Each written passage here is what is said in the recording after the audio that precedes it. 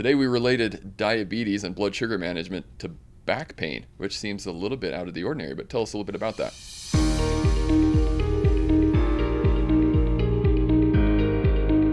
Thanks, Alex. It's really rather interesting to see the way all of these diseases that impact our body impact all of our tissues, not just one or two tissues. And the spinal disc is one of those tissues that's impacted by diabetes that we may not think about super often. You know, you think about diabetes and kidney disease or eye challenges or neuropathy in your fingers, but you don't really think about, oh, that blood sugar is also affecting my discs. And it's the same thing that happens. We have extra sugar floating around in the blood, and it's damaging our blood vessels. And then because it's damaging those blood vessels, it's making it so we're not getting nutrients to the disc. And we're also killing off our disc cells faster with that extra blood sugar. Yeah, and it was interesting because you're able to show pictures of it, which was always helpful when you have a visual aid and you can see it. That we compared an MRI of somebody that was fairly healthy, that was diabetic with an elevated A1C level versus someone who was not a diabetic and the same physical stature and physical characteristics. Yeah, and it's actually a little bit scary to see those pictures of this spine that you've got all of those discs that have been affected. And this person had an A1C that was around 7. It wasn't like it was super high. They were still in that diabetic range, but it still did that damage over time because she'd had diabetes for 12 years. And that continually slightly higher glucose level makes an impact. And we had talked after rounds just about this idea that we obviously seen the example of someone who doesn't have diabetes and then someone who does, uncontrolled diabetes, if you will. Just about the fact that someone who has diabetes doesn't mean it's doom and gloom. It actually means that, you know, if you can control your blood sugars, I think there's been some literature you'd mentioned that has looked at that, and there are differences in someone who has controlled versus uncontrolled diabetes as it relates to their disc health.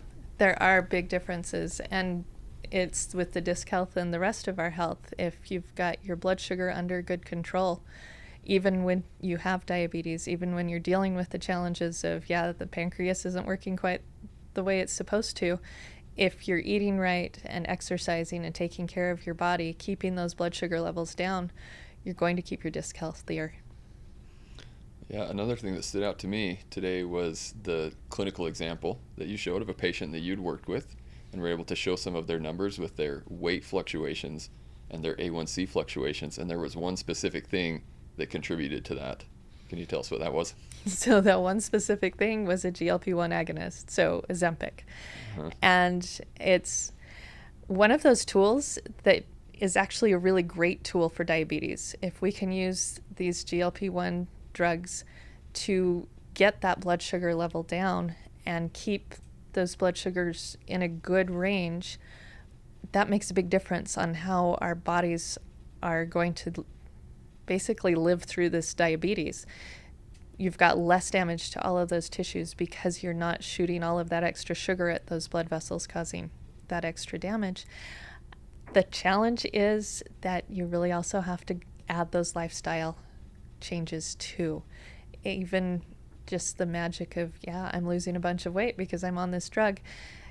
You need to watch what you're eating and getting in the protein and the vitamins and minerals so you're not losing muscle mass and becoming malnourished because you're eating less.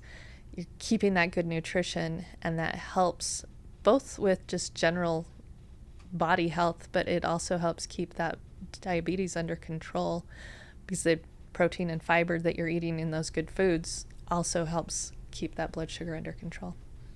And I think that's an important aspect in that there are these treatment algorithms that are in place, the GLP-1 being one of them. And I think although it can help, start the fire, if you will, to maintain the fire, it takes counseling. It takes this mindset of I'm going to make these daily changes that can be lifelong. So I think sometimes we get caught up in we've got to make these robust changes and flip everything upside down, but a lot of times that's just not sustainable.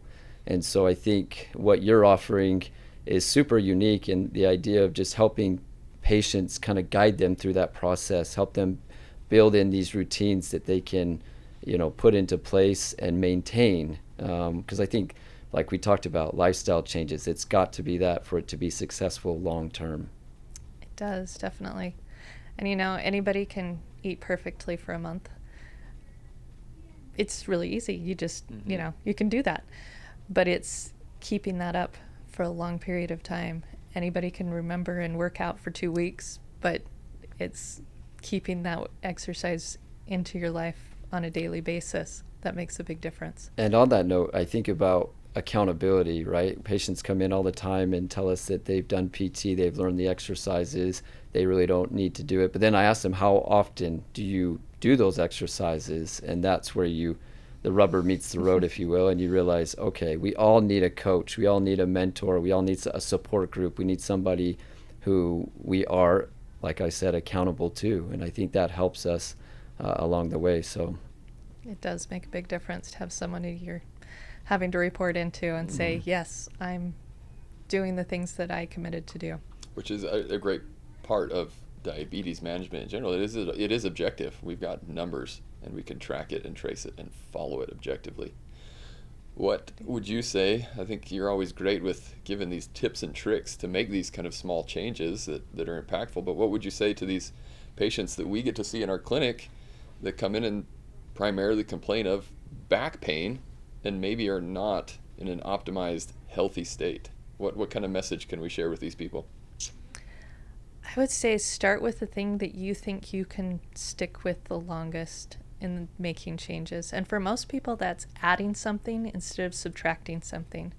So if I can help someone add some more vegetables into their diet, it kind of displaces some of those less healthy foods, because you can only eat so much. But then they're getting something that's better for them without feeling like, oh, I've just lost the thing that I enjoy most. So making the positive changes, having it be I am going to add and eat, not I am going to stop doing and stop eating. Making those positive changes first makes a bigger difference. That's a great message. Being given somebody control to be actionable and do something rather than just subtract and restrict and take away. I love that. That's excellent. Well, thanks for chatting with us today, and we always appreciate your insight and everything that you bring to the office. Thank you both so much. Thank you.